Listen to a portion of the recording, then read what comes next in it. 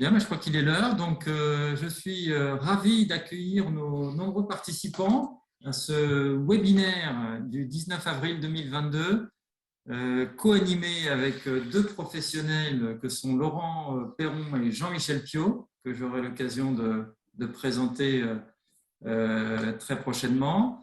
Donc, ce webinaire a pour objet les nouvelles formes de mobilité durable et les opportunités que ces nouvelles mobilités permettent d'avoir en termes de mission et notamment de mission de management de transition. Donc, je suis ravi de vous accueillir toutes et tous, membres du réseau Fit-In Network, professionnels du secteur, prospects, clients et autres professionnels bienvenus pour participer à nos échanges.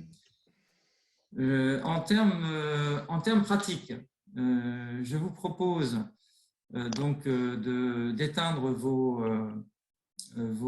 micros pendant les présentations.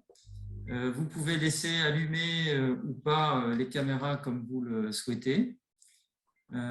Et vous avez bien sûr un chat qui est mis à votre disposition pendant tout le webinaire. Et je vous invite à poser au fil de l'eau vos différentes questions lors de nos présentations et de nos échanges pour nous permettre ensuite de répondre dans de bonnes conditions après le webinaire tel qu'il sera présenté. Je remercie aussi Eva qui a participé à l'organisation de nos échanges et qui sera en back-office avec moi sur ces différentes présentations. Les nouvelles formes de mobilité durable et les opportunités en termes de management de transition. Le sommaire. Je vais présenter pendant une petite dizaine de minutes le réseau Fit-In Network. Je vais rappeler quelques grands principes sur nos activités, sur notre mode de fonctionnement et sur nos relations avec à la fois les professionnels et nos clients. Je passerai ensuite la parole à Jean-Michel Piot, qui nous parlera de son expérience très opérationnelle au niveau d'une mission et de sa connaissance du secteur de la mobilité durable. Je passerai ensuite à 18h15 la parole à Laurent Perron, qui est notre deuxième professionnel qui nous parlera des enjeux de la mobilité décarbonée et des différents enjeux et leviers du secteur. Jusqu'à 18h45 où nous passerons à un échange interactif et le plus direct possible entre les co-animateurs et les participants à ce webinaire sur environ 15 minutes pour enfin conclure nos échanges à 19h. Voilà le programme. Je passe à la présentation donc de nos co-animateurs. Donc, j'ai le plaisir d'accueillir Jean-Michel Piot, manager de transition, professionnel, membre du réseau Fit-In Network en tant qu'expert premium. Et à ce titre, Jean-Michel est accueilli pour partager son expérience. Il fait partie aussi de la société JMF Partner, la société qu'il a créée. Jean-Michel est un professionnel multisectoriel. Il connaît particulièrement bien le secteur du retail, mais aussi de l'industrie et depuis peu le secteur de la mobilité dont il va nous parler. Il a travaillé de nombreuses années pour des groupes du retail, dont le groupe Auchan et le groupe Leclerc, pour ne citer que ces deux sociétés. Il est donc membre depuis plusieurs années de notre réseau. Ça fait partie des fidèles professionnels managers de transition et actuellement expert premium. Et il nous partagera son expérience très opérationnelle autour d'une mission qu'il a réalisée sur le secteur de la mobilité durable. Jean-Michel, je te passe juste la parole en quelques mots. Sans lancer ta présentation, je te laisse dire quelques mots aussi. Non, je pense que tu as très bien résumé effectivement qui je suis, plutôt un professionnel du retail et qui m'a conduit vers des missions diverses et variées. Et dernièrement, pour un industriel du nord de la France, pour la création d'un réseau de bornes de recharge rapide. Et à travers de tout ce que j'ai pu voir en l'espace d'un an, le marché est en train d'effectivement évoluer. Quand on dit que 80% des métiers de demain n'existent pas, ils sont en train de se créer aujourd'hui. Aujourd'hui, pourquoi je suis intervenu sur cette mission? Tout simplement parce qu'il n'y a pas de ressources et on vit un véritable chamboulement dans les entreprises en termes de démarche RSE, rentabilité, retournement, et je voulais le partager tout simplement avec vous, et surtout les opportunités en management de transition, parce que les entreprises ont un réel besoin de changement et elles ne savent pas comment faire. Donc voilà, donc je vous expliquerai un peu plus en détail en quoi consistait ma mission. Très bien. Merci Jean-Michel. Il faudra juste veiller au son pour pas qu'il y ait de coupure dans les messages, parce qu'on a eu quelques micro-interruptions. Parfait. J'ai le plaisir aussi de co-animer et d'introduire Laurent Perron. Laurent est un expert dans le secteur automobile. Il a notamment travaillé pour les groupes Volkswagen France et le groupe PSA. Laurent est un spécialiste du développement des véhicules et des services après-vente. Il est un membre actif de l'association The Shift Project, association que je ne connaissais pas, mais dont il pourra nous parler, qui est une organisation non gouvernementale visant à limiter le changement climatique et la dépendance des énergies fossiles. Tout un programme. Laurent est membre actif du réseau Fit-in Network, et à ce titre, j'ai le plaisir de lui passer la parole pour quelques mots introductifs et complémentaires sur son profil. Oui, bonjour à tous. Merci de l'invitation, Bono. Oui, effectivement, j'ai fait toute ma carrière dans l'industrie automobile, et donc un secteur que je connais bien. Et depuis pas mal d'années, là, je m'attache à m'occuper des sujets de transition énergétique et de sortie des énergies fossiles via un certain nombre de leviers, dont des animations de fresques du climat, enfin d'outils de sensibilisation à ces enjeux-là, une forte implication dans les politiques RSE, et puis effectivement ma collaboration avec le Shift Project qui œuvre pour la décarbonation de l'économie, en effet. Merci. Parfait, très bien. Merci Laurent. Je te passerai la parole tout à l'heure. On va poursuivre les échanges. Donc, petite introduction sur le réseau donc Fit-in Network, que la plupart d'entre vous connaissez plus ou moins bien. Quelques caractéristiques du réseau. Nous sommes un réseau extrêmement réactif aux attentes en termes de compétences de nos clients, mais aussi réactif vis-à-2 de nos professionnels et de nos membres. Donc, généralement, nous répondons aux sollicitations dans les 2 heures. Et nous sommes capables d'apporter des compétences à nos clients en délai de 2 à 4 jours dans la plupart des cas. Nous sommes un réseau européen, c'est-à-dire que notre base a été initiée, nos activités ont démarré il y a un peu moins de 10 ans en France. Elles se sont développées et elles se poursuivent actuellement en dehors des frontières. Nous sommes très actifs dans les pays du Benelux, en Angleterre, en Italie, en Espagne, en Allemagne, où nous accompagnons nos clients pour des besoins de compétences. Nous avons principalement 2 services. Le service historique du management de transition, qui représente aujourd'hui à peu près les 2 tiers de nos activités. Et nous faisons de plus en plus de recrutement exécutif express, c'est-à-dire que nous trouvons pour nos clients, les entreprises, des professionnels qui peuvent être embauchés directement en contrat à durée indéterminée. Et la différence entre nous et des cabinets de chasse exécutive classiques ou traditionnels est que nous proposons des professionnels qui sont généralement disponibles immédiatement. Donc, c'est notre particularité et ça fait partie des services que nous apportons à nos clients. Nous avons 3 principaux métiers. Le premier métier est celui du management opérationnel.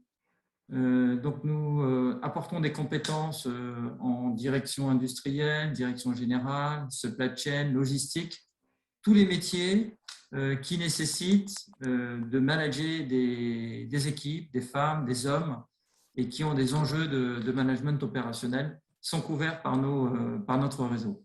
Le deuxième métier est le métier du management financier, tous les métiers qui tournent autour des chiffres, du directeur financier au credit manager, en passant par les contrôleurs financiers, les contrôleurs de gestion, les consolideurs et autres contrôleurs internes.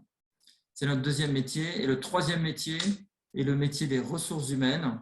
Donc, nous trouvons pour nos clients des RH, des RRH, des DRH, des responsables campagne bain pour certains grands groupes.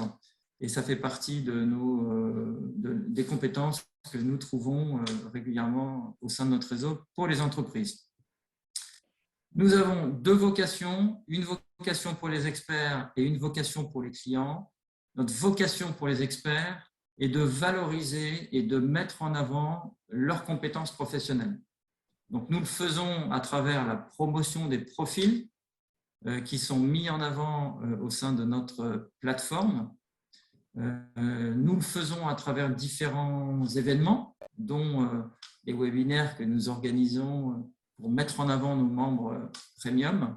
Et nous le faisons à travers la diffusion d'articles rédigés par nos membres, de vidéos pour valoriser nos membres aussi. Et nous venons, à titre d'exemple, au mois de mars, de réaliser une très belle campagne où nous avons mis en avant des managers de transition femmes tout au long du mois, avec une dizaine de témoignages vidéo que nous avons mis en ligne pendant tout le mois de mars 2022. Ça, c'est notre vocation pour les experts. Nous avons aussi, bien sûr, une vocation pour nos clients. Notre promesse client est d'apporter rapidement, de plus en plus rapidement, la compétence disponible et préqualifiée par notre réseau pour répondre à un besoin de compétences internes. Et donc, nous sommes réactifs et nous prenons l'engagement de trouver rapidement ces compétences pour nos clients. Et aujourd'hui, 9 recherches sur 10 menées par notre réseau donnent lieu à une présentation de professionnels qui sont retenus par nos clients. Donc, nous avons un track record relativement satisfaisant. Et nous continuons de développer notre communauté et notre réseau pour répondre à cet objectif. Voilà ce que je voulais dire en résumé sur le réseau Fit In Network. Puisque vous participez à ce webinaire, j'ai le plaisir de vous annoncer que très prochainement, nous allons lancer un livre blanc, le livre blanc du management de transition, un livre blanc dans lequel nous allons aborder l'ensemble des aspects d'une gestion de mission, l'ensemble des postures relatives aux managers de transition, l'ensemble des attentes des clients, le partage d'expérience qui est le nôtre depuis que nous réalisons ces missions.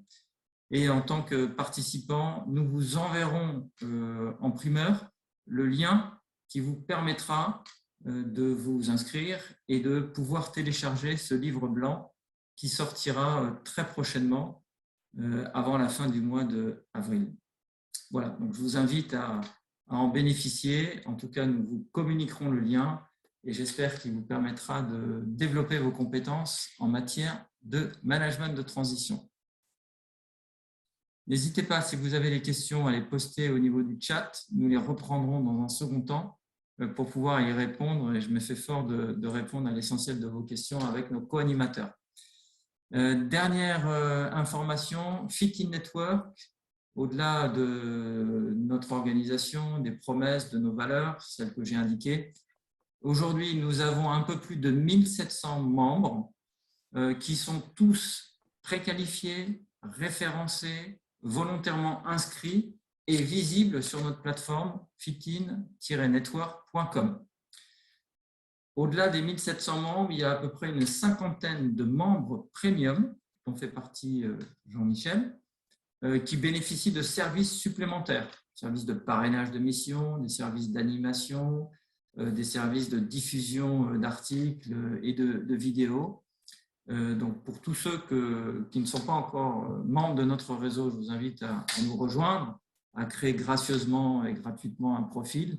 Et pour les plus motivés, à souscrire à notre offre premium avec une contribution très marginale qui est indiquée sur notre site. Nous avons accès à un peu plus de 29 700 contacts à l'échelle européenne. L'ensemble de nos offres sont diffusées auprès de ces contacts professionnels, ce qui nous permet d'être extrêmement réactifs. En 4 à 6 jours, nous sommes dans 9 cas sur 10 capables d'apporter les compétences recherchées par nos clients à l'échelle européenne. Et j'ai parlé des solutions, deux principaux services, management de transition et recrutement exécutif express, avec une option supplémentaire que nous proposons à nos clients pour des missions de management de transition. Nous proposons de les transformer en contrats à durée indéterminée s'il y a une double volonté de la part de l'entreprise, mais aussi, bien sûr, de la part du professionnel. Et à ce titre, je souhaite vous informer qu'aujourd'hui, une mission sur 3 réalisée par Fit In Network en management de transition est transformée en contrat à durée indéterminée à la demande du client et avec l'accord du manager de transition. Voilà, les 3 métiers, management, finance, ressources humaines, j'en ai parlé. Voilà ce que je voulais vous rappeler et résumer en termes d'introduction. Donc, merci pour votre écoute. N'hésitez pas à poser des questions. Et je vais dorénavant passer la parole à Jean-Michel Piot pour nous faire part de son partage d'expérience. Jean-Michel, je te passe la main au niveau des slides. J'espère que tu vas pouvoir charger ta présentation et nous sommes tout à l'écoute de ton partage d'expérience. Tu as 30 minutes. Donc, jusqu'à 18h15, nous sommes en veille et à l'écoute de ton partage d'expérience. Merci Bruno. Alors, j'espère que, parce que je dois avoir un souci de partage là, vous voyez mon écran? Est-ce que vous voyez mon écran? Allô? Oui. C'est bon? Très bien. Donc, merci Bruno en tout cas. Je vais revenir en arrière. On va commencer par le début et je vais prendre le pointeur. Donc, merci en tout cas de me laisser la parole effectivement sur…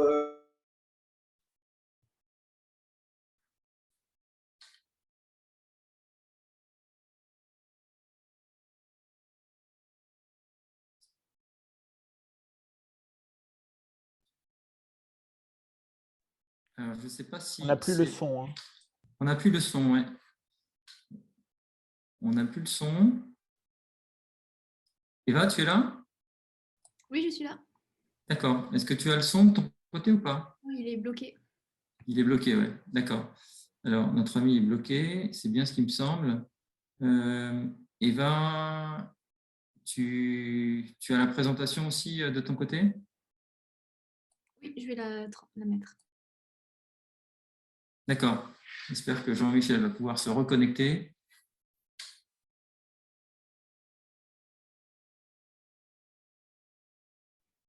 Tu prends la main, Eva, ou pas? Oui, je vais le faire. Ok, super. Peut-être faut-il qu'il essaie de se connecter avec son téléphone portable, peut-être pour les commentaires. Ouais. C'est ce qu'on va lui dire. Bien, tout a marché, sauf bien sûr maintenant.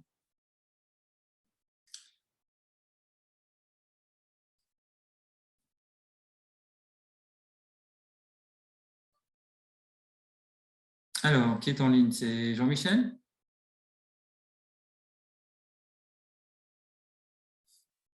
Vous voyez mon écran? Oui, pour l'écran, c'est bon. Pour l'écran, c'est bon, ouais.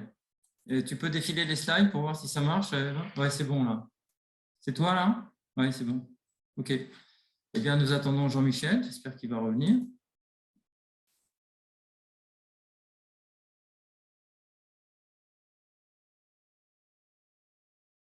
Ok. Ben, Jean-Michel a disparu. Eva, tu es là ou pas? Je suis là. Ok. Dans ce cas-là, si Jean-Michel ne se reconnecte pas, ce que je propose, c'est qu'on passe, à Laurent. Laurent, tu es là? Oui, oui. Ok. Eh ben, Laurent, donc dans ce cas-là, on va te passer la main le temps qu'on règle les sujets avec Jean-Michel. Je te propose d'intervenir dans ce cas-là. Oui, oui, pas de problème. Ouais. Ok. C'est vous qui partagez les slides, hein, je crois. Ouais. Eva, tu peux passer les slides Oui. de Laurent? Tout de suite, oui. Super.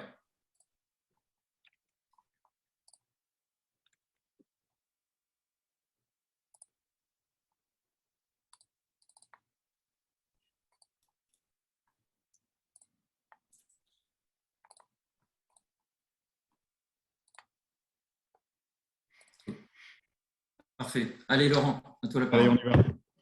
y va. Donc je vais consacrer ces quelques slides à vous décrire la situation globale de la mobilité telle qu'elle est aujourd'hui et surtout les défis majeurs auxquels elle est confrontée. Et on va essayer de décrire quels sont les leviers de changement qui sont à notre disposition là, pour décarboner la mobilité et quelles transformations à la fois de nos habitudes mais aussi de l'industrie de la mobilité routière au sens large peuvent être attendues de cette transformation qui est vraisemblablement inévitable. Allez, je vous propose de commencer. Allez-y pour la suivante. Alors, pourquoi la mobilité devrait-elle être durable? Alors, j'ai mis mobilité, mais en fait, c'est toutes nos activités qui doivent devenir durables pour ce qu'on appelle la double contrainte carbone, qui est, alors la double contrainte, elle se compose d'une part de la contrainte qu'impose le dérèglement climatique.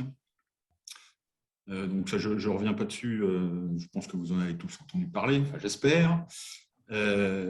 Et juste un mot pour dire que les trajectoires sur lesquelles on est en termes d'émissions de gaz à effet de serre nous placent, si on ne fait rien, vers une augmentation de la température globale moyenne à l'échelle du globe entre 4 et 6 degrés, ce qui provoquerait des bouleversements majeurs dont on se remettrait assez difficilement. Donc, toutes les COP, là, les commissions mondiales et tout l'enjeu sur la maîtrise des émissions de gaz à effet de serre sont là pour infléchir la courbe de nos émissions et faire tendre ça vers ce qu'on appelle la neutralité carbone, même si c'est sûrement un petit peu ambitieux, mais en tout cas de réduire assez drastiquement les émissions mondiales de manière à rester à une température, enfin une élévation de la température moyenne comprise entre 1,5 dans le cadre plus optimiste à 2 degrés, ce qui nécessitera quelques adaptations, mais laissera le monde à peu près vivable, si on peut dire ça comme ça. Donc ça, c'est notre première contrainte, réduire drastiquement et dès maintenant nos émissions de gaz à effet de serre. La deuxième contrainte carbone, c'est la totale dépendance de nos sociétés, au sens large, aux énergies fossiles, que sont le pétrole, le gaz et le charbon, qui drivent la totalité de nos activités aujourd'hui. Et la guerre en Ukraine nous montre bien à quel point on est dépendant de ces énergies fossiles et à quel point une contraction, même légère, de ces approvisionnements peut avoir des conséquences importantes pour nous. Il y a un certain nombre d'études, alors vous allez me dire, on entend ça depuis 40 ans, qu'il reste 40 ans de pétrole, c'est pas faux. Ceci étant, des études assez sérieuses montrent que les approvisionnements, notamment en pétrole, risquent de se tendre assez sévèrement dans les 10 prochaines années. Et au-delà des émissions de gaz à effet de serre, on a tout intérêt par ailleurs à se défaire de notre dépendance aux énergies fossiles. Le slide suivant.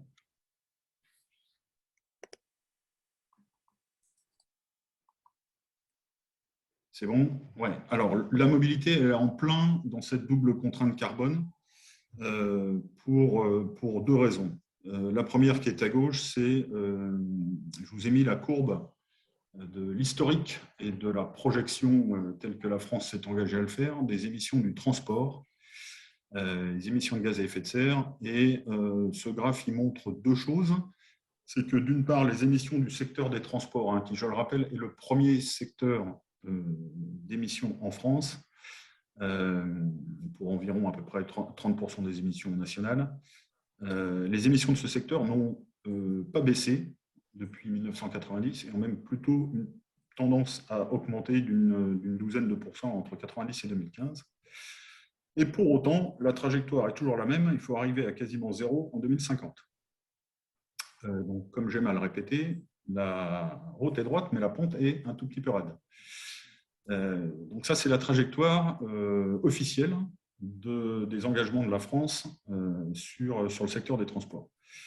Et puis la mobilité, même si on parle beaucoup de véhicules électriques ou de tout ce que vous voulez d'électrique qui roule ou qui vole, reste aujourd'hui complètement dépendante au pétrole, puisque plus de 90% de l'énergie qu'on utilise dans les transports est à base de pétrole aujourd'hui.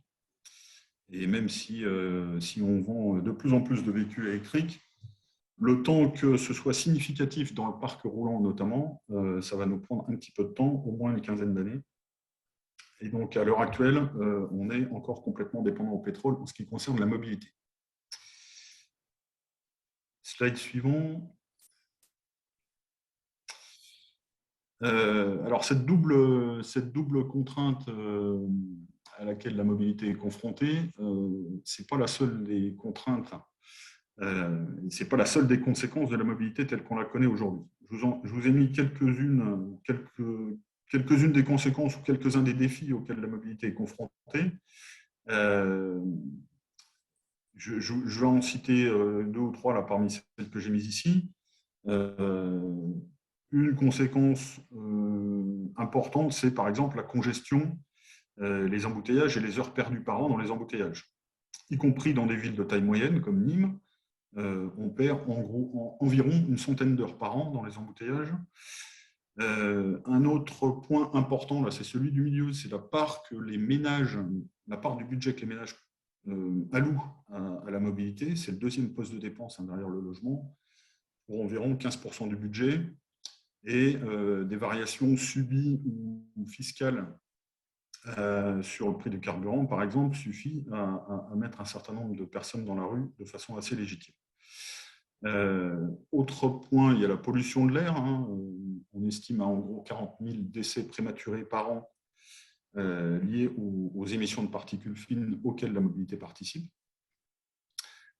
Et puis, la construction automobile ou la construction de tous les objets du reste, mais l'automobile est paroxystique là-dessus, c'est la consommation de matières premières.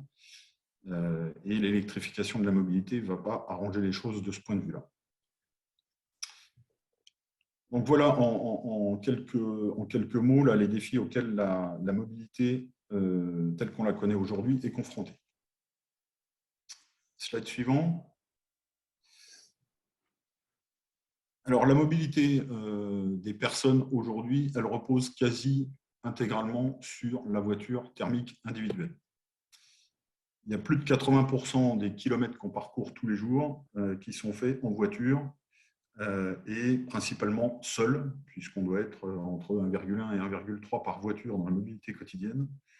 Donc chacun utilise, pour caricaturer un petit peu, chacun utilise un objet qui pèse en gros 1,5 tonnes pour trimballer, entre guillemets, entre 1 et 1,5 personnes tous les jours.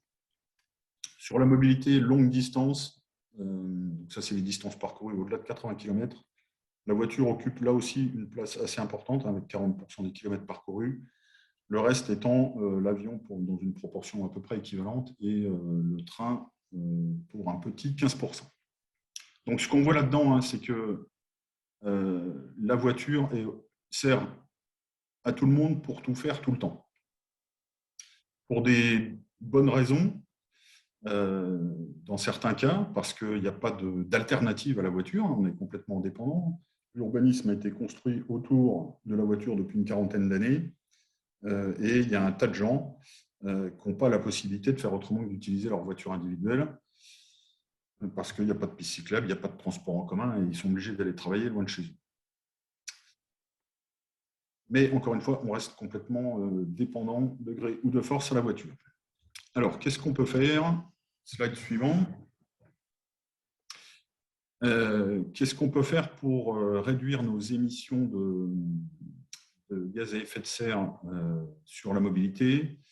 Il y a des choses qui sont à notre portée individuelle et puis il y a des choses beaucoup plus collectives. Nos émissions, elles dépendent de trois principaux facteurs, du type d'énergie qu'on utilise pour faire avancer nos objets roulants. Donc là, clairement, et c'est l'orientation qui est en train d'être prise, hein, c'est d'utiliser non plus du pétrole qui sert à faire de l'essence ou du diesel, mais de l'électricité, du biogaz, de l'hydrogène, des carburants de synthèse, tout ce qu'on veut, qui sont évidemment, enfin, qui doivent être plutôt décarbonés. Nos émissions, elles dépendent aussi de la quantité d'énergie que nous utilisons par voiture ou par service de livraison. Et là, les leviers d'action, ils sont relativement simples. Hein. C'est l'électrification des véhicules, mais aussi des véhicules plus sobres à l'utilisation, c'est-à-dire plus petits, plus légers, plus aérodynamiques. Et puis, des choses qui font bondir certains, l'éco-conduite et la réduction des vitesses va participer aussi de notre sobriété en termes de consommation d'énergie à l'usage. Et puis la dernière chose, le dernier point de dépendance de nos émissions, c'est la quantité de kilomètres qu'on consomme, si je puis dire, c'est-à-dire tous les kilomètres qu'on parcourt tous autant qu'on est tous les ans.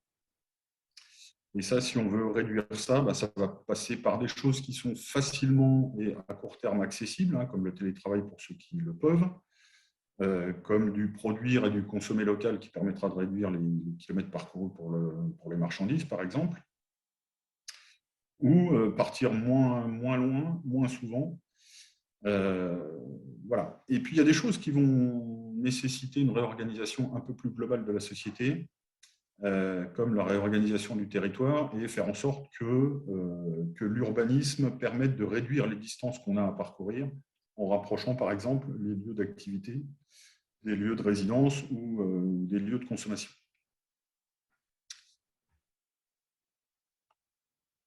Et puis, dernier slide. Donc, tout ça pour dire, alors je vous le dis en 20 minutes, hein, c'est un peu court, mais je pourrais répondre à vos questions si vous souhaitez dans la foulée, que la mobilité de demain, elle sera radicalement différente de ce qu'elle est aujourd'hui si on veut la décarboner. Dit autrement, il faudra passer certainement d'un système où aujourd'hui la voiture est une sorte de couteau suisse et permet de tout faire tout le temps pour tout le monde, à une offre de mobilité qui sera beaucoup plus diversifiée, où on va trouver de la marche, on va trouver du vélo, on va trouver de la trottinette, on va trouver davantage de trains. Et ça va nécessiter un certain nombre de préalables, notamment en termes de ce que j'ai appelé l'acculturation, c'est-à-dire la sensibilisation à ces enjeux-là pour que les transformations soient comprises et acceptées. Certainement une part de sobriété dans nos modes de déplacement et en termes de kilomètres parcourus et en termes d'usage des modes de transport les plus polluants. Certainement de la multimodalité, c'est-à-dire qu'on fera non plus tout en voiture, mais un petit bout en marche, un petit bout en vélo, un petit bout en transport en commun, un petit bout en je ne sais pas quoi.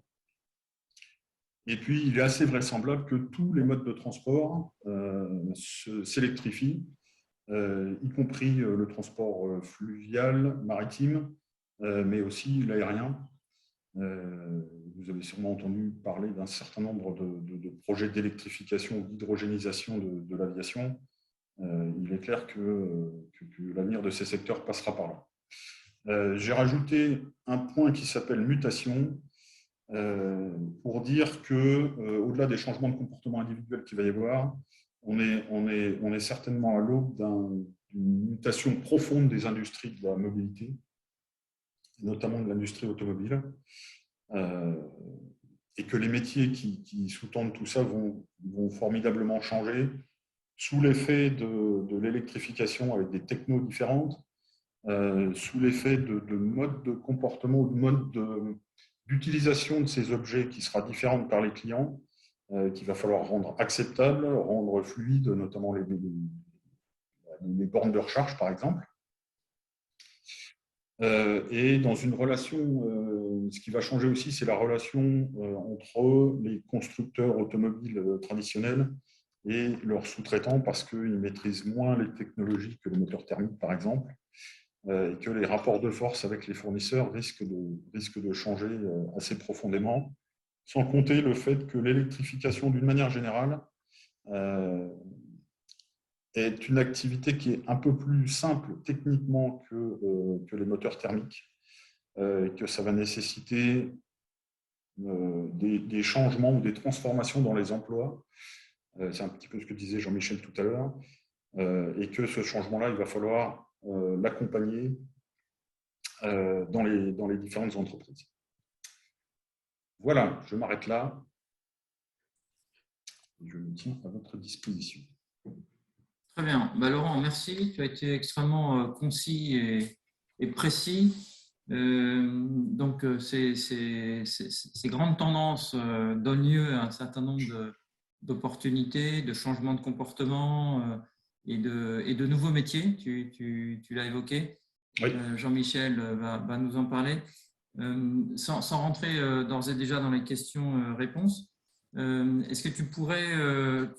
on n'a pas évoqué The Shift Project, l'organisation sur laquelle tu es très impliqué. Est-ce que tu peux nous donner un exemple de changement de comportement initié par Shift Project en termes de mobilité qui vont dans le sens d'une mobilité durable? Alors, le Shift est effectivement une association là, qui a une douzaine d'années et qui s'est donné comme seul objet de sortir de la double contrainte carbone que j'évoquais tout à l'heure, de faire en sorte que les sociétés, et notamment la société française, sortent de cette double contrainte carbone. Le Shift produit un certain nombre d'études, de rapports, mais aussi de propositions à l'attention des décideurs politiques et économiques pour orienter l'économie vers une sortie des énergies fossiles et une décarbonation. Et un projet emblématique, là, c'est ce qu'on appelle le plan de transformation de l'économie française, là, dont vous avez peut-être entendu parler sur les différents réseaux. En fait, le Shift s'est livré à la construction d'un plan global, secteur par secteur, qui nous amènerait à la décarbonation de l'économie française d'ici 2050. Donc vous pouvez trouver sur le site ilnoufautunplan.fr l'ensemble des propositions qui sont faites. L'idée étant d'orienter le débat, alors présidentiel, législatif d'actualité, là, vers des propositions qui orientent le paquebot France vers cette décarbonation. Donc c'est un travail assez considérable là, qui nous a pris 2 ans de description, encore une fois, secteur par secteur, de ce que pourrait être un plan pour sortir la France de la décarbonation et des énergies fossiles.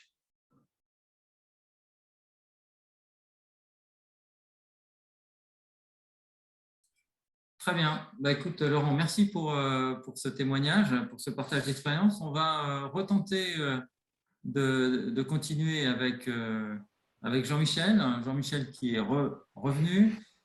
Jean-Michel, oui, j'espère que les moyens techniques ne nous feront pas défaut. On te passe la parole. Désolé, j'ai mon ordinateur. Il m'a fait un bug. Je ne sais pas ce qu'il m'a fait. Voilà.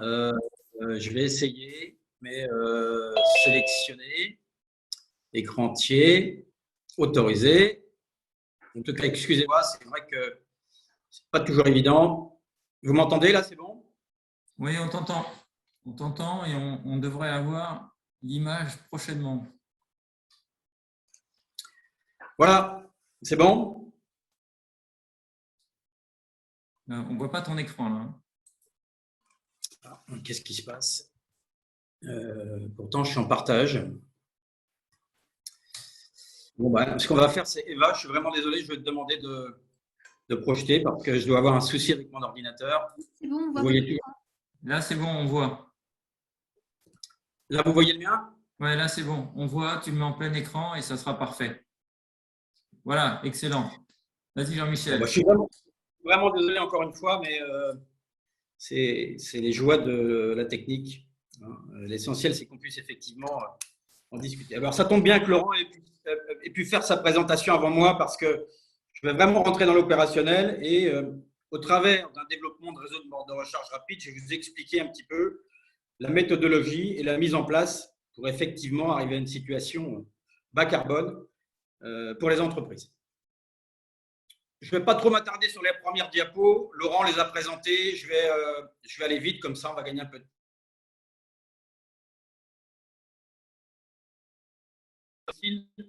L'objectif que l'on s'est fixé en 2050.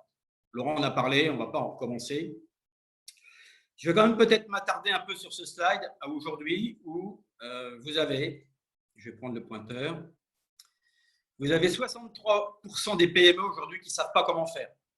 On en parle beaucoup, des gaz à effet de serre, comment on fait, mais il n'y a pas de compétences en entreprise. Donc pour 63% des entreprises aujourd'hui, elles ne savent pas comment faire.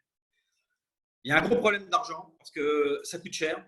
Donc transformer, on parlait d'industrie automobile aujourd'hui, passer de véhicules thermiques à véhicules électriques, entre autres, ça coûte énormément cher et les entreprises ne sont pas toujours prêtes.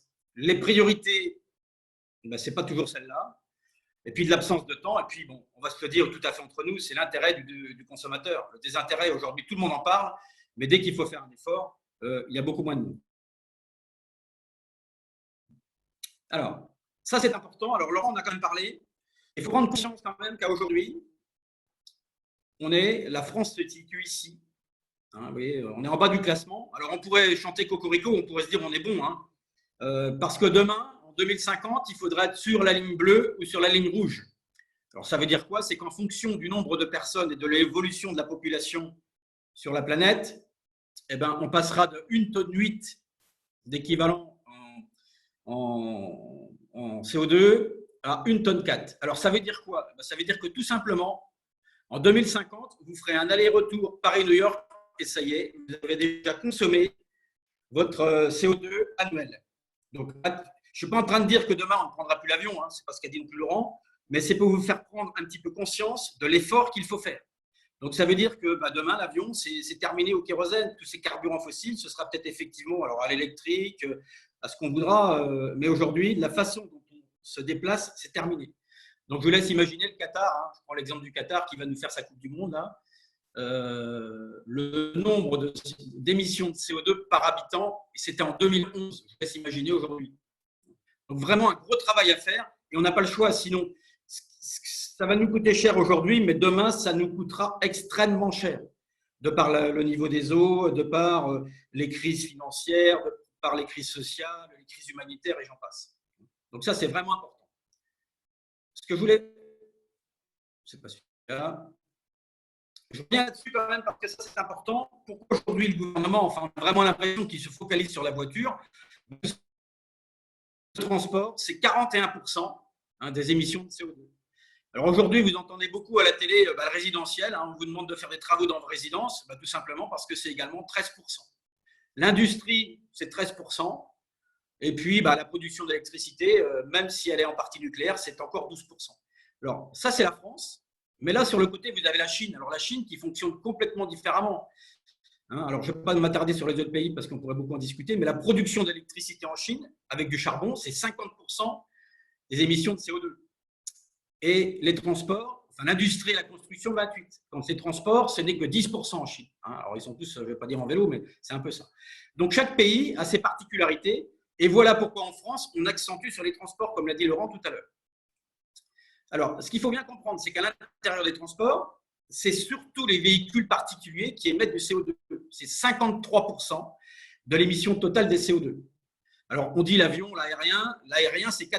Alors, à relativiser parce que dans l'aérien, ne sont inclus que les vols français. Bon, on a vraiment une priorité à faire, c'est sur la mobilité des véhicules particuliers qui consomment énormément de CO2.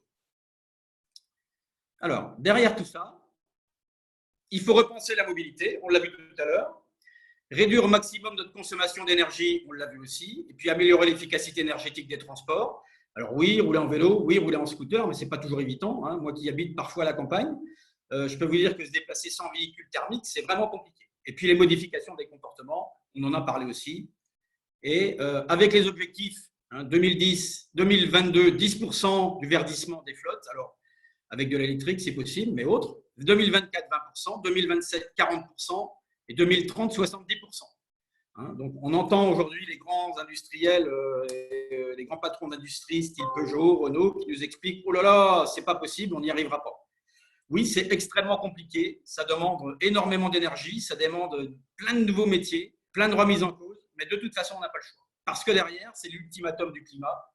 On ne peut pas laisser la température, effectivement, avec une hausse telle qu'on l'a aujourd'hui. Alors, derrière, je me suis quand même permis de mettre ça parce que beaucoup de gens râlent. Ouais, les véhicules électriques, les zones, les ZFE. Alors, ZFE, vous savez tous ce que c'est, zone à faible émission. Donc, la région parisienne est concernée. Donc, ce qu'il faut savoir, c'est que demain, avec votre véhicule thermique, alors là, vous avez les étiquettes, ceux qui ont des étiquettes sur leur véhicule, en 2024, en dessous du véhicule critère 2, vous ne pourrez plus rouler à Paris. Dans toutes les grandes agglomérations que vous avez ici, vous ne pourrez plus rouler. Alors, les dates sont parfois différentes, en fonction d'une agglomération à une autre, et en fonction des municipalités, les dates changent. Mais ce qu'il faut bien comprendre, c'est que de toute façon, l'ultimatum, c'est 2030. Le critère 1 et le critère vert ne pourra rouler qu'en agglomération. J'étais à Rennes dernièrement. Alors, on parle de la ville de Paris, on ne peut plus circuler. Moi, je peux vous dire que j'étais à Rennes pour un client il y a une quinzaine de jours. Et quand j'ai payé mon parc-mètre, j'ai payé 24,90 € pour mon véhicule. J'étais sidéré. Parce que, encore une fois, le maire de Rennes a décidé qu'il ne voulait plus de véhicules dans son centre-ville. Et lui, il a mis la main au portefeuille. Donc ça, alors ça, c'est Paris, c'est plutôt la 86. Donc, on sera tous concernés demain, donc on n'a pas le choix. Donc ça, il faut en tenir compte. C'est quelque chose de très important. Alors, et puis on en a parlé aussi, ça c'était jusqu'au 31/08/2021, donc c'était l'an dernier. Je vous laisse imaginer où on en est aujourd'hui. Je pense que l'énergie, aujourd'hui, elle est plutôt là. Et on ne peut pas continuer comme ça, à 2 € le litre de gasoil, même si aujourd'hui le gouvernement nous aide, on ne pourra pas continuer. Mais c'est vrai aussi pour l'électrique. L'électrique a considérablement inflaté. Donc, de toute façon, quoi qu'il arrive, on ne pourra pas continuer à dépenser de l'énergie de la façon dont on la dépense. Alors moi, je me suis retrouvé par hasard à faire effectivement une mission dans la mobilité électrique, et en particulier dans les bornes, où j'ai eu pour mission de créer un réseau de bornes de recharge pour les véhicules électriques, chez un industriel du Nord. Alors, il a fait appel à moi parce qu'en tant qu'expert du retail et de la création de réseaux et le développement de réseaux, donc j'avais pour mission de passer chez cet industriel de fabricant à exploitant de bornes électriques. Donc, concrètement, qu'est-ce qui se passe? Aujourd'hui, on en a plus ou moins parlé. Mais ce qu'il faut savoir, c'est qu'il y a quand même eu, en 2021, 162 000 véhicules électriques vendus en France. On est passé à 9,7 de part de marché, c'est-à-dire qu'une voiture sur 10 aujourd'hui est vendue électrique ou hybride. On était à 2% en 2019. On a un objectif de 10 millions en 2030 et l'objectif 0 véhicule thermique à l'horizon 2040. Alors moi, je vais me focaliser sur le véhicule électrique, je suis vraiment désolé. Parce que les autres énergies aujourd'hui, alors que ce soit le COSA, que ce soit l'hydrogène, on ne peut pas vraiment dire que ce soit réellement. Bon, une réelle aujourd'hui, en tout cas, dynamique au niveau des véhicules électriques, puisque entre 2020 et 2021, on a eu une progression d'immatriculation de 71%. Alors, ce qu'il faut bien comprendre aussi, c'est que le gouvernement a mis un certain nombre de choses en place avec la loi LOM, loi sur les obligations de mobilité, d'orientation de mobilité, avec des amendes à la clé. Donc, demain, on aura beaucoup d'amendes. Les entreprises seront énormément pénalisées si elles ne mettent pas en place un plan de mobilité dans leur entreprise. Alors, à court terme, on aura effectivement une déferlante de véhicules électriques. On n'arrête pas de nous dire, oui, mais on a un parc de bornes qui est insuffisant. On a un marché de la recharge rapide et ultra rapide qui sera satisfait. Dès que vous êtes sorti de chez vous aujourd'hui pour charger sa voiture, c'est quand même compliqué. Et puis se rapprocher des usages des conducteurs en termes de stations-service. Alors ça, je mettrai un petit bémol parce qu'on n'aura jamais, on aura des bornes, mais il ne faut pas croire qu'on aura des bornes au même titre qu'on a des stations-service aujourd'hui. Ce qu'il faut bien savoir, c'est que 80% des charges aujourd'hui pour les véhicules électriques se font à domicile. Donc, la mobilité électrique, elle doit se faire par effectivement des bornes à domicile et des bornes de recharge rapide sur les réseaux, alors les réseaux autoroutiers, les réseaux secondaires, les réseaux de supermarchés et ainsi de suite. Bon, le soutien des collectivités devient indispensable parce que, et on le verra par la suite, ça coûte énormément cher. Alors, les principales réticences, alors je ne vais pas vous les donner dès que vous discutez un petit peu. Alors ça, c'est un petit peu les discussions de café du commerce. Oui, ça ne marche pas, les matières premières, ça coûte cher, le recyclage et ainsi de suite. Bon, vous les connaissez tous comme moi, on en parle beaucoup. La technologie n'est pas bien maîtrisée, l'électricité est moins fiable, pas de version électrique dans le modèle que je souhaiterais. Bon. Alors oui, il y a plein de bonnes raisons en tout cas de ne pas y aller. Mais la raison principale, c'est qu'on doit y aller parce que de toute façon, en termes d'émissions de CO2, on n'aura pas le choix. Alors, qu'est-ce qu'il existe aujourd'hui sur le marché pour vous aider dans les véhicules électriques? Alors, vous avez plusieurs catégories de bornes, parce que les gens mélangent tout. Donc, vous avez des bornes que vous allez mettre à votre domicile. Ça, c'est des bornes qui sont en puissance de 3 à 22 kg, qui sont en courant alternatif. C'est des bornes plutôt AC. Et puis, ensuite, vous avez des bornes qui vont être un peu plus puissantes, des 22 kg, qui vont aller plutôt sur les parkings de flottes d'entreprises, des parkings de centres commerciaux. Et puis, vous allez avoir des bornes rapides qui vont être sur les autoroutes, qui vont être capables de développer une puissance de 150, 200, voire 300 kg, et qui vont être capables de vous charger votre voiture en 25 minutes. Alors, toute la difficulté, c'est que les gens ne maîtrisent pas le véhicule électrique. Je ne sais pas si vous avez déjà entendu dire des gens, mais le problème, c'est que moi, je suis allé sur l'autoroute avec ma Zoé, et puis ça m'a coûté 50 €. Tout simplement parce qu'on n'utilise pas encore une fois un véhicule électrique comme on utilise un véhicule thermique. Donc les gens croient que on a un véhicule électrique, on va l'utiliser, on va faire le plein n'importe où, on va le faire n'importe comment. Non, ça n'a rien à voir. Je vous l'ai dit tout à l'heure, vous avez un réseau de bornes AC qui va vous permettre de charger votre voiture à domicile pendant une nuit. Vous avez la borne 22 kg qui va vous permettre de charger votre voiture en 3 heures ou 4 heures au supermarché, voire 1 heure. Et puis, vous allez avoir derrière des bornes rapides qui vont vous charger votre voiture en 20 minutes. Sauf que c'est un peu comme le robinet. En fonction de la borne que vous allez avoir et du développement et de la batterie que vous allez avoir de votre voiture, c'est un tuyau qui va passer et qui va vous distribuer des kilowatts. Alors, vous avez une borne qui vend des kilowatts et vous allez charger des kilowattheures. Donc, attention dans le véhicule à un moment donné que vous allez choisir parce que ne prenez pas une Zoé, alors on prend souvent cet exemple-là, mais pour ceux qui partent en vacances en Normandie, ne prenez surtout pas une Zoé en partant de Paris, parce que globalement, ça va vous coûter une fortune. Donc, comme on le disait tout à l'heure, attention, l'utilité du véhicule électrique n'a plus rien à voir avec l'utilité du véhicule thermique de la façon dont on pouvait le faire. Donc, maîtrisez bien ça, parce que plus vous aurez une voiture puissante, plus vous pourrez aller sur une borne rapide. Moins vous avez une voiture puissante, plus vous devrez aller sur des bornes lentes. Et les gens mélangent tout, c'est-à-dire que quand ils vont charger sur autoroute, pour peu que ce soit facturé au kilowatt, et on en parlera après, ou au temps, la facture n'est pas du tout la même.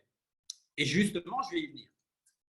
Vous avez une Renault Zoé qui va se charger sur une borne en 7 kg en 4 heures, et sur une borne en 150 kg qui va se charger en 45 minutes. Vous allez gagner 234 km d'autonomie et vous allez dépenser 31 kW d'énergie. C'est assez technique, mais c'est assez représentatif de l'utilisation d'un véhicule électrique. Vous allez avoir une Audi qui est un peu plus loin. Alors là, sur la borne lente, vous allez mettre 7 heures à la recharger. Par contre, sur une borne 150 kg, vous allez mettre 25 minutes.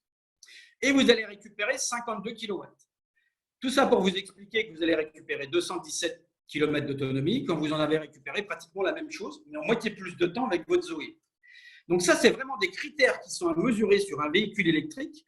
En tout cas, si un jour vous souhaitez passer au véhicule électrique, parce que si vous ne maîtrisez pas ça, ça vous coûtera une fortune. Et alors, derrière tout ça, attention au temps ou au kilowatt. Parce que même si la facturation au kilowatt est interdite en France, si vous facturez au temps, on l'a vu, vous allez charger 31 kg en 45 minutes. Donc, si vous facturez en temps, ça va vous coûter très cher avec une Zoé. Et là, par contre, pour moitié moins de temps, vous allez charger 2 fois plus d'énergie et ça va vous coûter moitié moins cher. Donc ça, c'est vraiment, alors je ne vais pas en discuter ici parce qu'on pourrait parler pendant des heures, mais c'est vraiment des termes techniques où je ne suis pas sûr aujourd'hui que les industriels qui vous vendent des voitures sont prêts à vous l'expliquer parce qu'ils ne maîtrisent pas.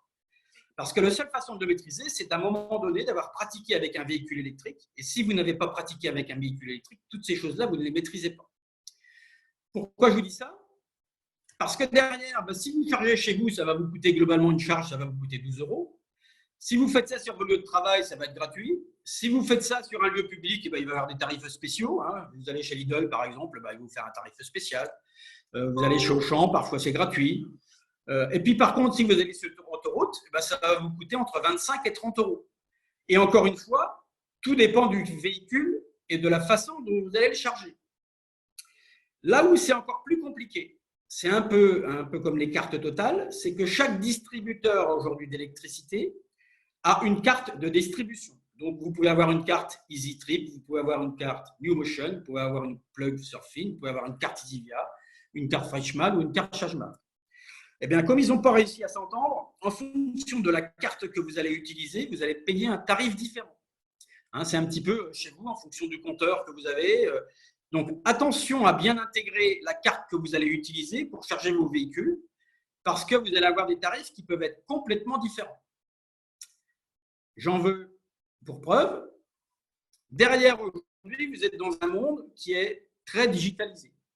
Donc, vous avez à votre disposition des plans autoroutiers, vous avez toutes les bornes à votre disposition. Je prends le tarif ChargeMap, par exemple. Donc, ChargeMap vous expliquera que ça va être à 0,44 centimes la minute. Donc là, vous voyez, lui, il charge à la minute. Que vous avez à votre disposition une prise en type 2, parce que les industriels n'ont rien trouvé mieux qu'en fonction de la puissance que vous avez, si vous avez de l'AC ou du DC, c'est-à-dire de l'alternatif ou du continu, vous n'avez pas la même prise. Si vous avez un véhicule asiatique, il vous faut une prise chadeau. Et si vous avez une prise effectivement à un moment donné ultra rapide, il vous faut une prise combo. Donc ça, c'est aussi, encore une fois, des choses qu'il faut maîtriser. Donc sur la borne, vous allez effectivement avoir le choix. Avec votre badge Freshmile, comme je vous le disais tout à l'heure, vous allez payer 14,76 €. Avec votre badge Total, avec votre badge ChargeMap, vous allez payer 17,88 €. Ça, ce n'est encore une fois que du théorique. Je ne vous prends pas l'exemple de la puissance de la batterie que vous avez sur votre voiture, de la température de votre moteur, parce qu'une voiture chaude ou une voiture froide ne se charge pas du tout de la même façon.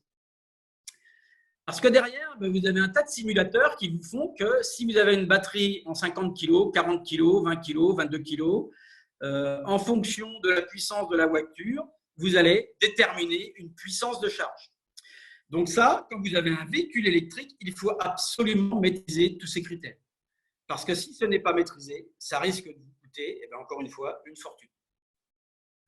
Je suis un peu rapide, mais c'est important.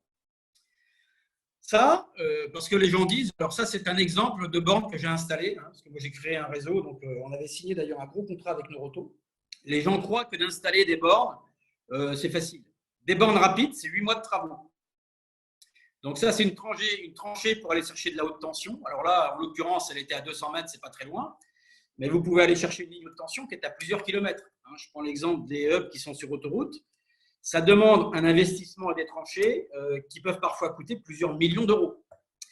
Ça veut dire que derrière tout ça, il faut installer des transformateurs pour transformer l'électricité qui arrive en haute tension pour être distribuée sur des bornes. Alors des bornes qui peuvent être effectivement 22, 50, 100, 200, 300, 500, allez, on va dire 300 kg. Aujourd'hui, les hubs chez Tesla vont rarement, en tout cas par borne, au-delà de 300 kg. Donc, tout ça pour vous expliquer que le marché de l'électrique, c'est beaucoup plus complexe que ça en a l'air.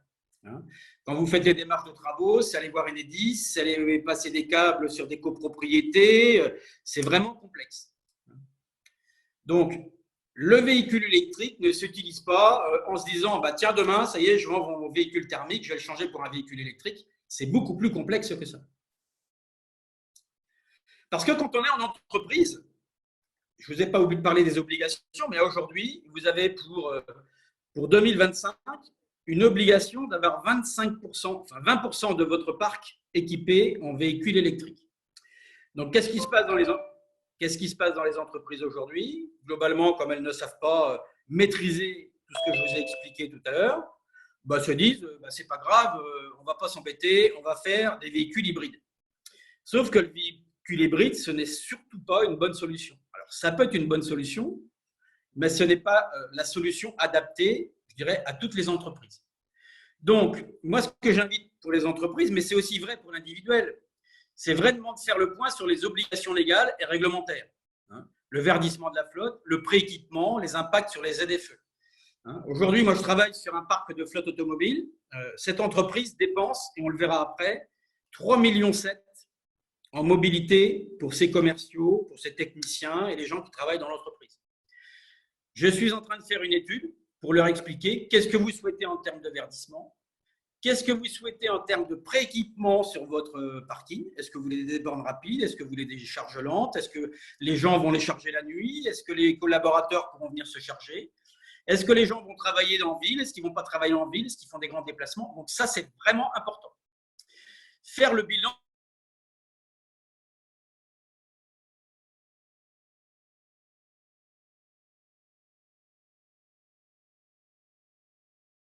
Parce que l'on a une obligation de pour l'entrepreneur, ce sera peut-être 5, 10, 15, 20, voire peut-être 40, 50, voire 60% des véhicules que vous pourrez passer tout de suite en thermique, enfin en électrique, plutôt qu'en thermique.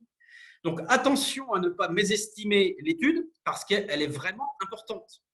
Quand je parle d'études carbone tout à l'heure, moi aujourd'hui, j'ai des outils à disposition qui mesurent le niveau de CO2 dégagé pour chaque véhicule de l'entreprise.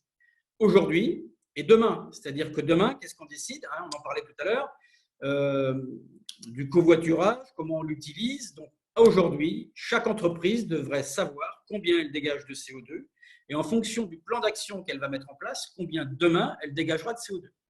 Donc, c'est mettre en adéquation ses besoins avec les usagers de la recharge.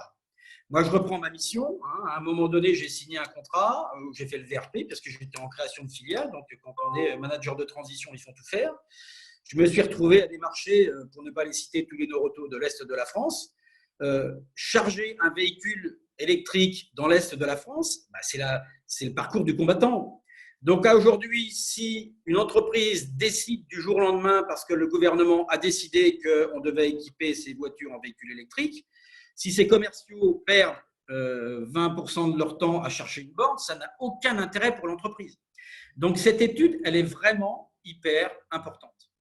Où est-ce qu'on va se recharger les employés? Est-ce qu'ils vont se recharger à l'usine? Est-ce qu'ils vont se recharger sur site? Est-ce qu'ils vont se recharger chez eux?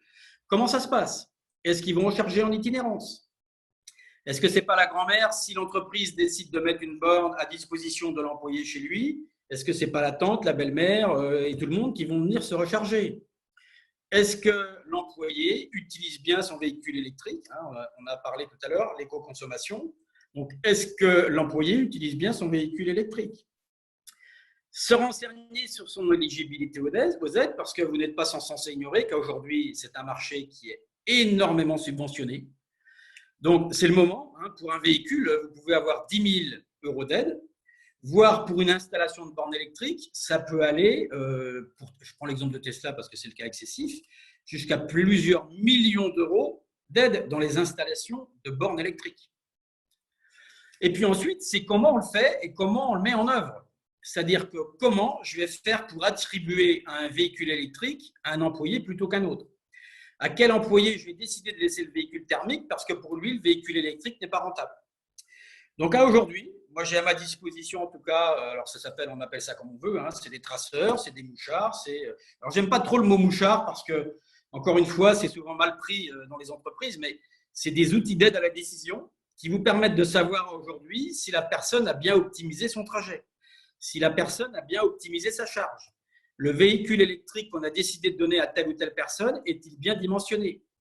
C'est plus le commercial qui arrive en entreprise qui décide « moi, je veux une 3008 parce que mon statut dit c'est une 3008 que je dois avoir ». Le logiciel que j'ai à disposition aujourd'hui est capable de calculer la voiture la mieux adaptée pour le commercial en fonction de ses déplacements, en fonction de ce qu'il a à faire. C'est vraiment des préétudes qu'il faut réaliser avec minutie et détail parce que ça peut vous générer des économies énormes. Je vais vous donner un exemple. Ici, alors c'est un exemple concret, hein, c'est une entreprise qui dépensait 3,7 millions en véhicules non électriques. Son budget en déplacement était de 3,7 millions.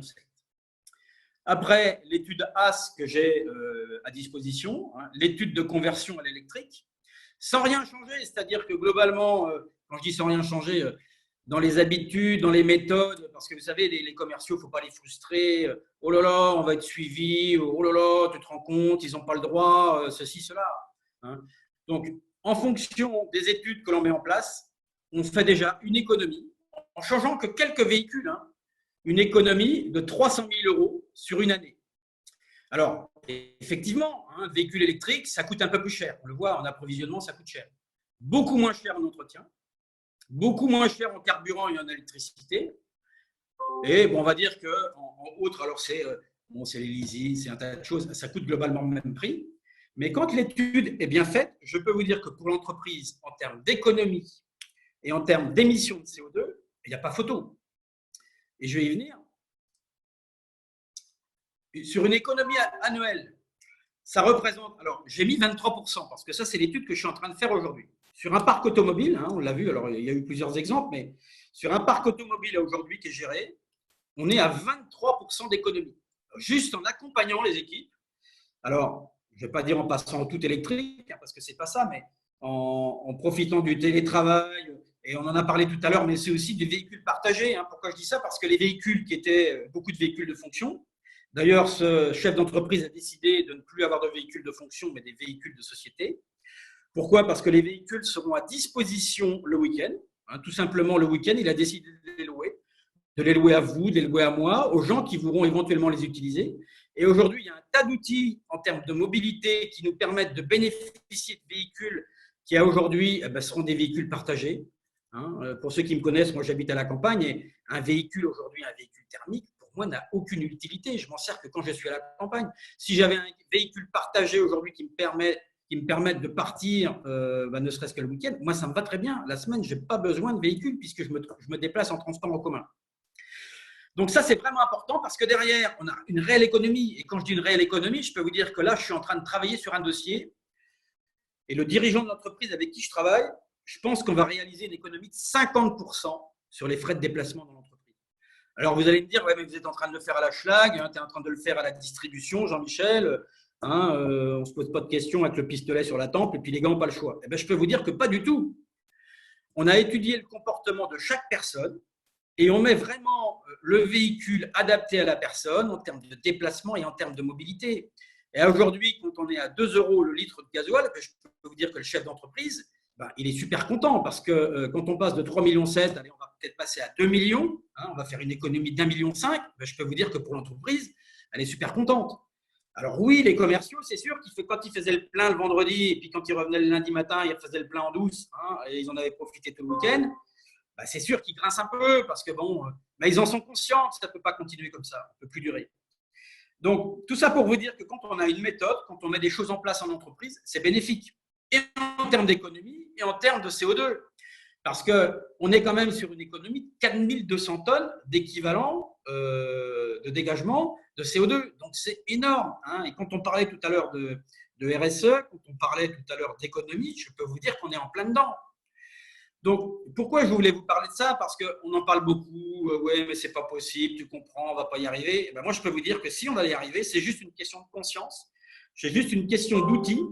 Moi, les outils, je les ai à disposition, je les mets en entreprise. Ça se fait dans la joie et la bonne humeur, parce que l'idéal, c'est de le faire effectivement dans la joie et la bonne humeur. Parce que les entreprises de demain, les entreprises qui gagneront, je peux vous dire que c'est les entreprises qui ont remis ça en place. Alors oui, c'est sur l'électrique aujourd'hui, j'espère qu'il y aura d'autres moyens de mobilité demain, mais les entreprises n'ont pas le choix. Alors, voilà, j'ai terminé. J'insistais là-dessus parce que c'est du concret. Moi, je peux vous dire que là, je suis dans le concret. Moi, j'ai réinstallé mon réseau de bornes. Je suis effaré de la façon dont les gens utilisent les véhicules électriques. Ils ne maîtrisent pas du tout. Hein. Et moi, le premier, avant, je n'avais pas de véhicule électrique. Je ne savais pas du tout comment ça fonctionnait. Donc, il y a un réel travail de pédagogie à faire. Et puis, il y a vraiment un réel accompagnement des entreprises. Parce que je peux vous dire que quand vous allez voir un chef d'entreprise, quand vous lui dites qu'au lieu de dépenser 3,5 millions, il va en dépenser que 2 millions, alors là, j'exagère un peu parce qu'on est dans le meilleur des cas, mais ne serait-ce que 10% d'économie, ben je peux vous dire que c'est toujours bon à prendre. Mais il faut le faire avec beaucoup de sens, beaucoup de pédagogie. Et c'est pour ça que je pense qu'aujourd'hui, nous, en tant que managers de transition, on est vraiment dans cette position d'aide aux entreprises. Parce que là, on n'est pas dans du bullshit, on n'est pas dans du bullshit ou on n'est pas dans du greenwashing. Moi, je suis dans du concret, du réel. Et c'est ça qu'il faut qu'on aille vendre aux entreprises parce qu'il y a effectivement des grosses économies et que de toute façon, on n'a pas le choix. 2050, neutralité carbone. Donc, vous avez un certain nombre de sites, on en a parlé tout à l'heure. Moi, je vous parle de l'AVER qui va vous aider. Comment on fait pour utiliser un véhicule, quelles subventions on a, comment ça se passe, comment on travaille. Parce qu'encore une fois, pour avoir été visiter des concessions, alors attention, j'ai rien contre les concessions, mais j'ai travaillé chez Speedy. Mais encore une fois, et d'ailleurs j'ai eu cette chance de travailler des deux côtés, c'est-à-dire chez le pro du thermique et le pro de l'électrique. Encore une fois, il faut se mettre autour d'une table, il faut en discuter parce qu'on n'a pas le choix. Donc voilà, j'espère que j'ai été assez concret, que vous avez compris tout ce que je vous ai expliqué. N'hésitez pas à revenir vers nous si vous voulez des explications sur cette mobilité et ce qu'on peut vous amener pour les entreprises en termes d'économie, parce qu'il y a de réelles économies à faire.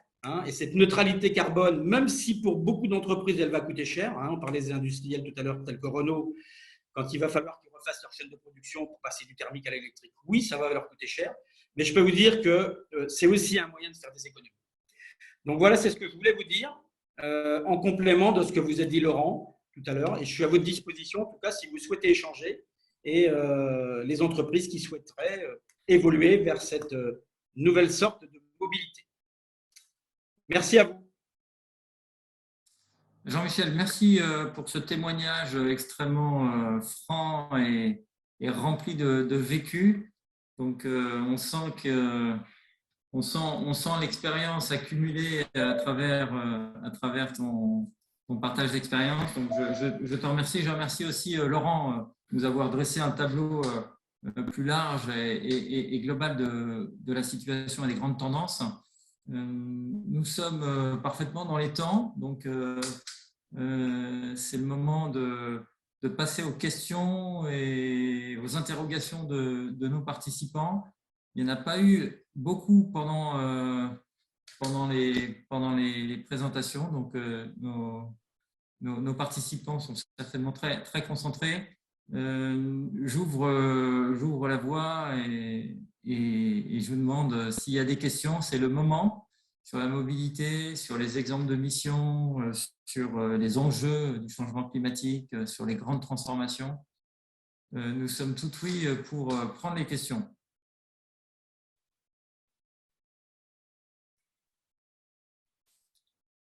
Okay. Première question qui arrive de Laurence Varlot. Merci Laurence. Y a-t-il un marché de la mobilité ou un marché des chargeurs? Laurent, tu veux nous répondre là-dessus? Je ne suis pas complètement sûr d'avoir compris la question sur le marché de la mobilité. Alors, je peux parler, c'est Laurence. Oui. Vas-y Laurence. En fait, moi, j'ai travaillé pour un opérateur de trottinette et en fait, on s'est aperçu qu'il est passé de l'opération des trottinettes à la mise en place de réseaux de charge multi-outils. Trottinette, Vélib, téléphone. Et la question que j'avais, c'est, il y a bien deux marchés et lesquels, d'après vous, seront les dominants, quoi, finalement? Alors, moi, je vais intervenir pour avoir côtoyé les deux. Voilà. Aujourd'hui, alors, on est dans un phénomène, et encore une fois, je vais être clair, je vais être franc, on est dans un marché qui est énormément subventionné, au même titre que l'éolien à une époque, au même titre que le photovoltaïque. Et les gens se sont très vite aperçus qu'en développant un réseau de bornes de recharge rapide, ils allaient être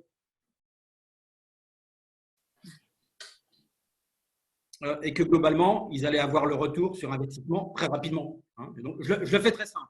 Je suis vraiment désolé parce que je pourrais me faire des ennemis en disant ça d'ailleurs. Et c'est pour ça que moi, je veux rester neutre dans tout ça, parce que je pense que c'est et. C'est-à-dire qu'il faut effectivement à un moment développer le véhicule électrique, il faut aussi développer les bornes de recharge, mais il faut aussi développer les opérateurs. Alors, on aurait pu en parler pendant longtemps, mais je pense que c'est une solution complète. Mais malheureusement, aujourd'hui, et moi je l'ai vécu, tout le monde va vers la charge aujourd'hui, parce que d'une part, à un moment donné, on était sous-positionné en termes de charge. Et le gouvernement a accéléré en disant, alors je ne sais pas si vous avez entendu parler de ça, mais c'était l'objectif 100 000 bornes. Et pour avoir cet objectif de stationner les installations. Donc, des opérateurs se sont retrouvés du jour au lendemain installateurs de bornes de recharge rapide, de bornes de recharge tout simplement. Alors que ce soit en copropriété, que ce soit en magasin, que ce soit un peu partout. Donc, je pense que c'est un global, un ensemble. Mais attention, encore une fois, parce que, et moi, pour avoir été en relation avec la MEL et aussi avec la mairie de Paris, je prends l'exemple de la MEL, je suis vraiment désolé, je vais encore donner des noms, mais aujourd'hui, ils sont en train de refaire toutes leurs installations parce que les bornes qui ont été installées, et pour ceux qui sont parisiens, on pourrait aussi en parler d'ailleurs, parce que les bornes qui avaient été installées à l'époque ne correspondent pas aux besoins du client. Donc, encore une fois, c'est une solution globale. On n'installe pas les mêmes bornes en banlieue pour des gens qui vont habiter dans des HLM et qui auront besoin d'une recharge, en périphérie de ville parce que c'est une charge semi-rapide, ou sur autoroute où là c'est de la charge ultra rapide. Donc, encore une fois, la méconnaissance a fait que tout le monde s'est précipité et on installe un peu n'importe quoi, n'importe où, n'importe comment. Je ne sais pas si j'étais clair dans ma réponse. Mais... Merci. Il y a beaucoup d'éléments de réponse dans tes commentaires. J'espère que Laurence y trouvera les éléments attendus. Non, mais en gros, ce qu'il dit, c'est qu'il n'y a pas de convergence entre les différentes choses à charger.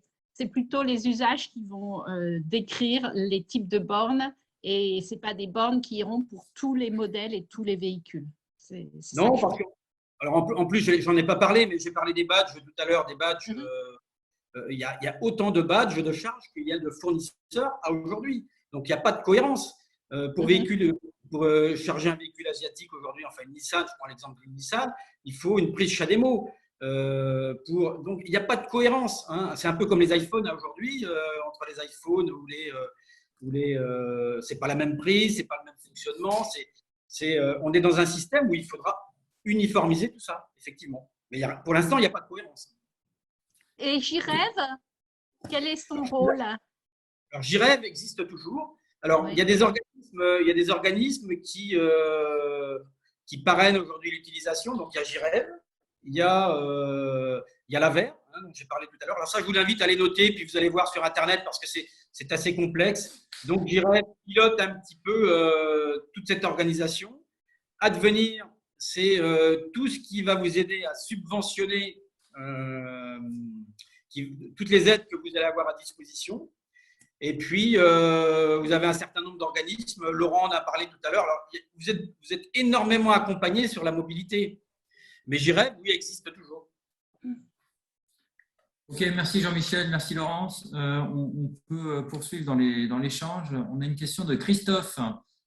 Christophe qui apprécie les présentations. Donc, on vous remercie Christophe pour vos commentaires. Et qui vous demande si finalement l'hydrogène n'est pas une meilleure solution que l'électrique. Ouais, alors je peux peut-être donner quelques éléments de réponse là-dessus. Il est clair qu'aucun process industriel de fabrication d'un quelconque objet est zéro carbone, ça n'existe pas. Et à ce titre, le fait de fabriquer des voitures électriques va coûter en carbone, et pas que en carbone d'ailleurs, mais en matière première. Il y a un enjeu assez fort sur les pollutions liées à la fabrication des batteries. Aujourd'hui, elles viennent quasiment toutes d'Asie du Sud-Est, hein, les batteries des véhicules.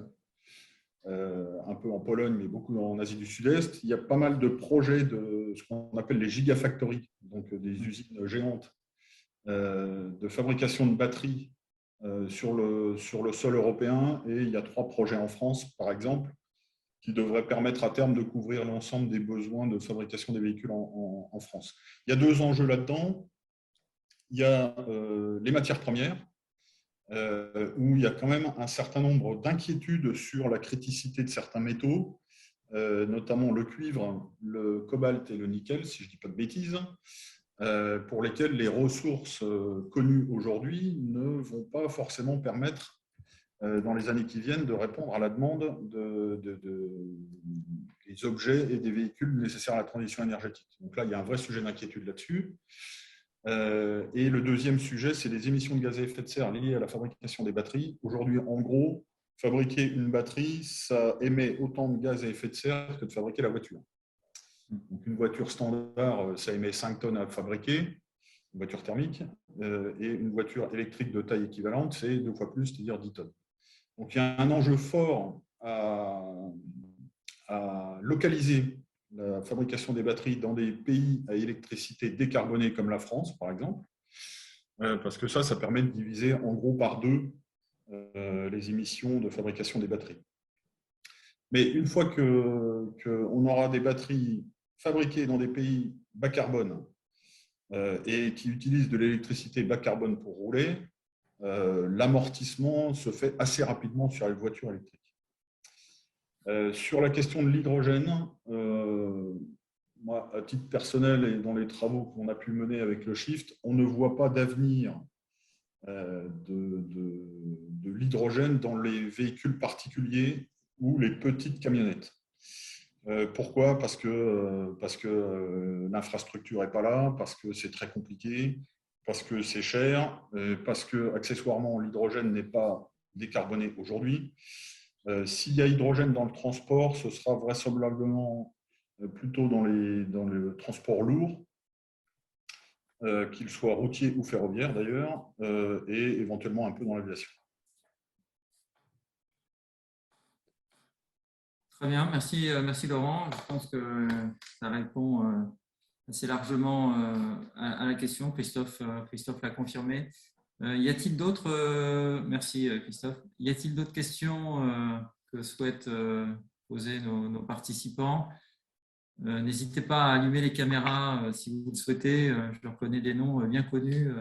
Maurice, Christophe, Claire, Thierry qui sont autour de la table. Donc, moi, c'est une remarque, c'est-à-dire que vous m'entendez, non, je ne sais pas. Oui, on t'entend, Maurice. Sois bienvenu. C'est-à-dire qu'à Paris, il y a déjà une flotte de taxis de marque étrangère, on va dire, qui tournent en permanence à hydrogène avec une station de recharge au Trocadéro. Ouais.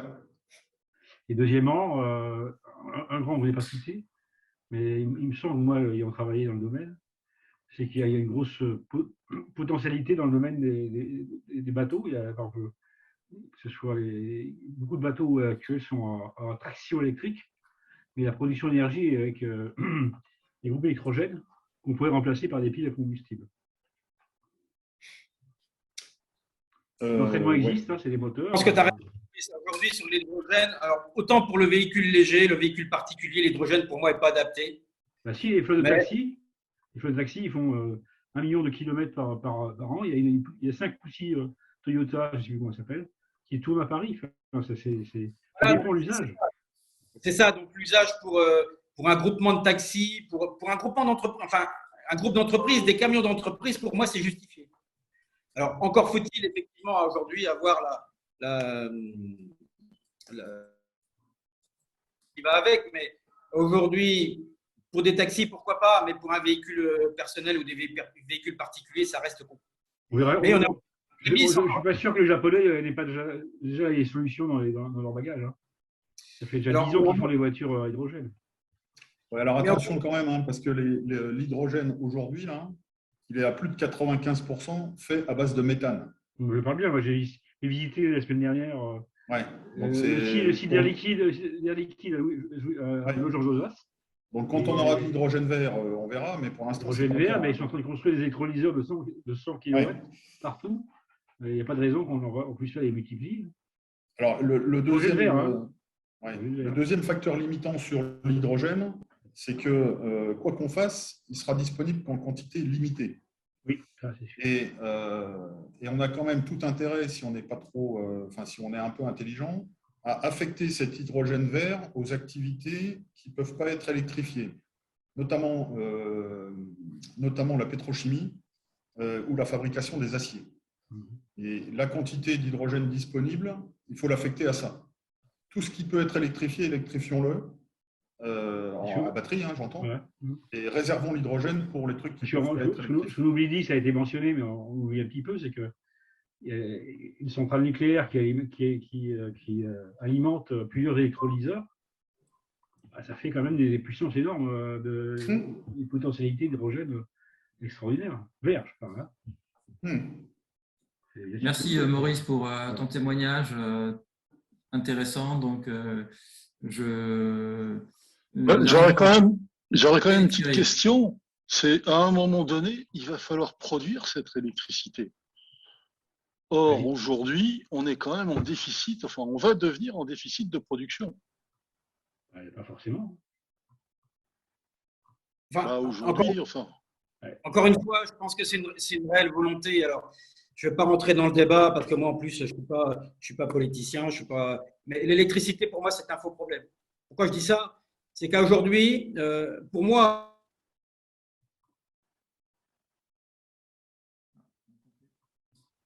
on a perdu le son.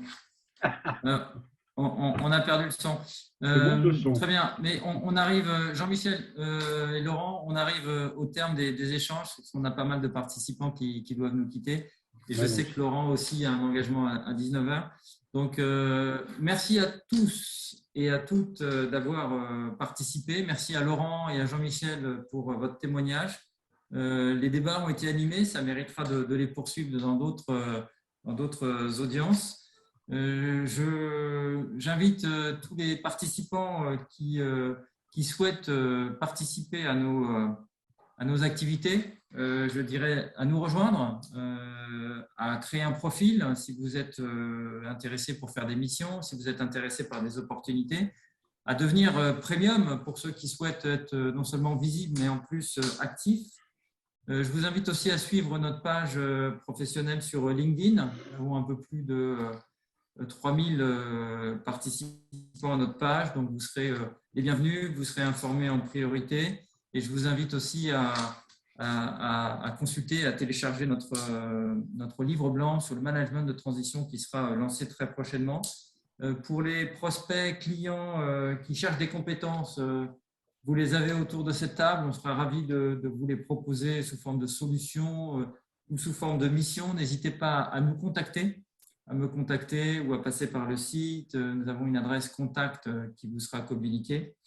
Et en termes de suivi, nous vous communiquerons avec l'accord des participants les présentations avec les coordonnées de Laurent et de Jean-Michel pour poursuivre les échanges.